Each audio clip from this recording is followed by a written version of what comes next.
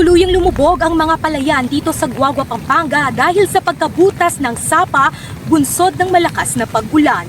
Ayon sa mga residente, agad nilang nilagyan ng sandbag ang bahaging nabutas sa sapa upang mapigilan ang tuloy-tuloy na pag-agos ng tubig. Laki yung tubig dito, nag-cover po yan.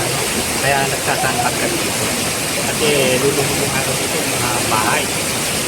Dito dagat yung tubig dito. Pangamba ng mga residente, kapag hindi agad napigilan ng pag-apaw, maaari itong umabot sa mga kalapit na bahay at iba pang sakahan. Patuloy namang minomonitor ng mga residente ang level ng tubig sa sapa sa pangambang lalo pa itong tumaas habang nagpapatuloy ang pag-ulan.